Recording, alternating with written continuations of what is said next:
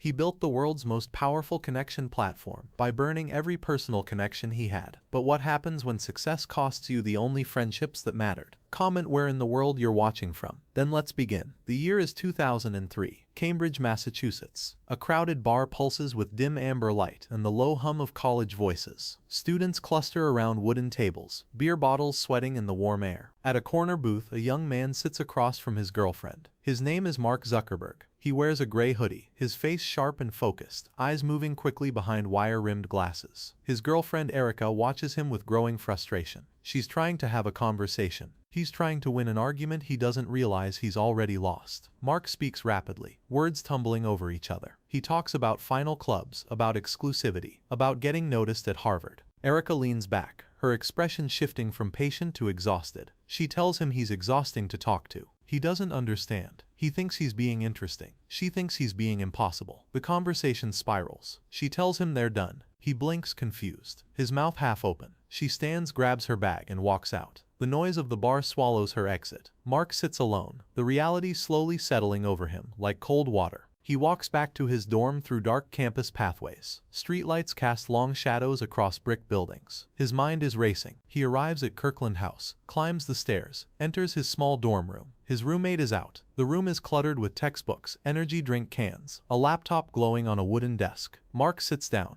He opens his laptop. The screen illuminates his face in cold blue light. He starts typing. He creates a blog post, angry and raw. He writes about Erica, about her appearance, about the breakup. The words are cruel, unfiltered. He hits publish. Then he starts coding. His fingers move across the keyboard with mechanical precision. He's building something, a website. He hacks into Harvard's student databases, pulls photos of female students, creates a platform where users can compare two faces and vote on who's more attractive. He calls it FaceMash. Hours pass. The screen fills with code. He tests the site. It works. He sends the link to a few friends. Then he goes to bed. By morning, the entire campus is talking about it. Students crowd around laptops in common rooms, scrolling through FaceMash, clicking, voting, laughing, gasping. The servers crash from the traffic. Mark wakes up to dozens of messages. Some are impressed. Most are furious. The administration takes notice. Within hours, he's summoned to a disciplinary hearing. Mark sits in a wood-paneled room facing a panel of stern administrators. They discuss academic integrity, respect, privacy violations. He's placed on probation. His internet access is restricted. But something else happens too. His name spreads. People know who he is now. Not all attention is good, but all attention is attention.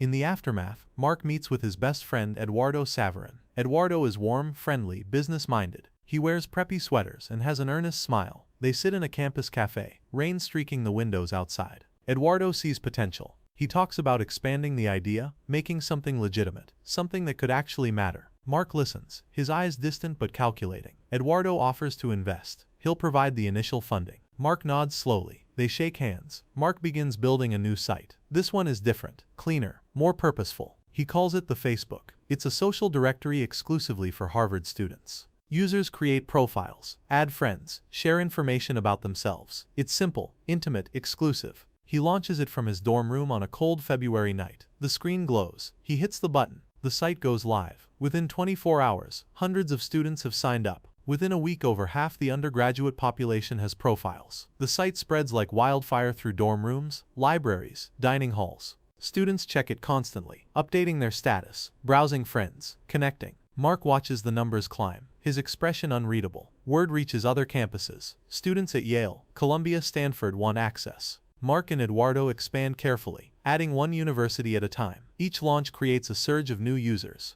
The platform is growing faster than anyone anticipated. They need help. They need infrastructure. They need a team. Mark meets with two older students, twin brothers named Cameron and Tyler Winklevoss. They're tall, athletic, rowing champions with perfect hair and confident handshakes. They wear Oxford shirts and speak with polished ease. They sit across from Mark in a campus lounge, sunlight streaming through tall windows. They pitch him an idea for a social networking site called Harvard Connection. They want him to code it. Mark listens, nods, asks questions. He agrees to help. They leave satisfied. But Mark doesn't work on their project. He keeps building the Facebook.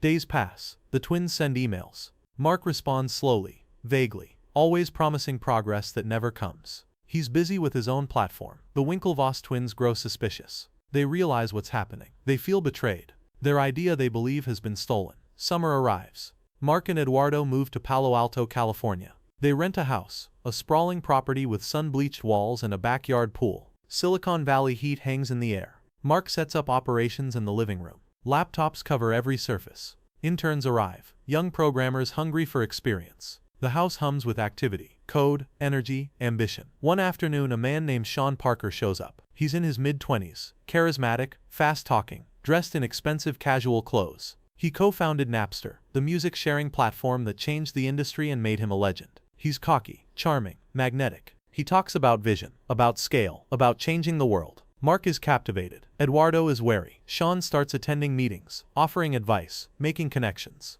He tells Mark to drop the Facebook. Just call it Facebook. Cleaner, bigger. Mark agrees. Sean talks about venture capital, about raising serious money, about becoming more than a college project. He introduces Mark to investors, Silicon Valley power players, who see potential in the platform. Mark listens to everything Sean says. Eduardo feels himself being pushed to the margins. He's still the CFO, still owns a significant share, but decisions are being made without him. He lives in New York now, trying to secure advertising deals. Mark rarely calls. When they do speak, tension crackles through the line. Eduardo senses something shifting, something slipping away. Facebook continues exploding. Millions of users, new features, constant updates. The company needs more funding. Sean arranges meetings with venture capitalists. In sleek conference rooms with floor-to-ceiling windows overlooking the bay, investors lean forward, eyes bright with interest. They offer millions. But there's a catch. The company needs to be restructured. The ownership needs to be redefined. Mark signs new papers. Eduardo, still in New York, signs documents sent to him via courier. He doesn't fully understand what he's agreeing to.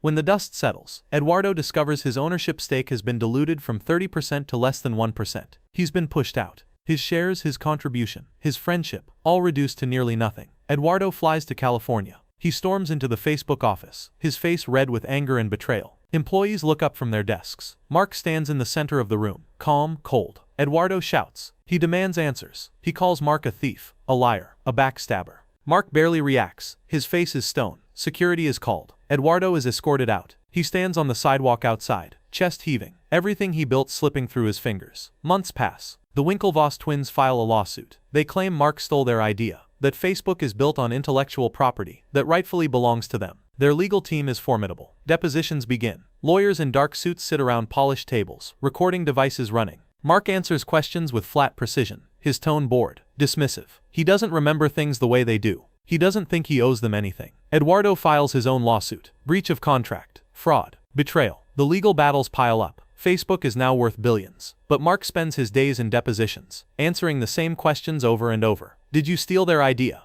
Did you betray your friend? His answers are technical, evasive, emotionless. In a cold conference room, fluorescent lights buzzing overhead, Mark sits across from lawyers representing Eduardo. They show him old emails, old messages, evidence of promises made and broken. They ask him why he did it. Mark pauses. His face is unreadable. He says he doesn't think Eduardo was capable of keeping up with what Facebook was becoming. The lawyers press harder. Was it worth it? Losing your best friend? Mark doesn't answer. The lawsuits settle. The Winklevoss twins receive $65 million.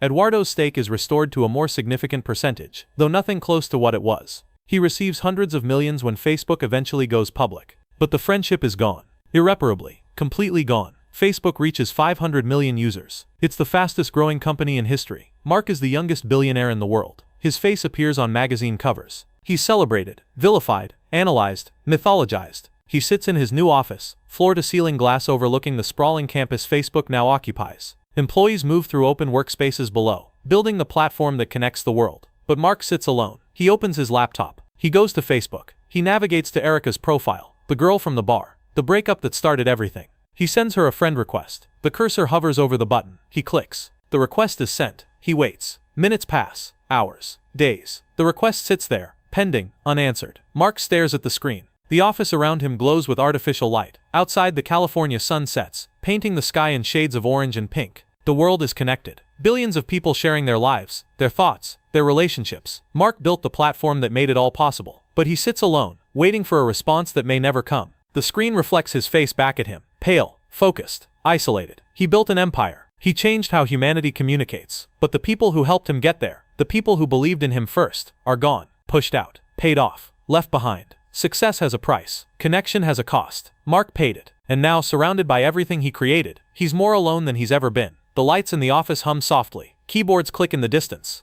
The platform keeps growing, keeps connecting, keeps expanding across the globe. But the silence in Mark's corner of the world is absolute. He closes the laptop. The screen goes dark. The reflection disappears. He stands, walks to the window, looks out at the empire he built. And for the first time, he wonders if it was worth it. He wanted to be part of something exclusive, so he built something that included everyone. But in the process, he excluded the only people who truly mattered. This is the story of connection and isolation, of friendship and ambition, of building a bridge to the world while burning the ones behind you. This is The Social Network.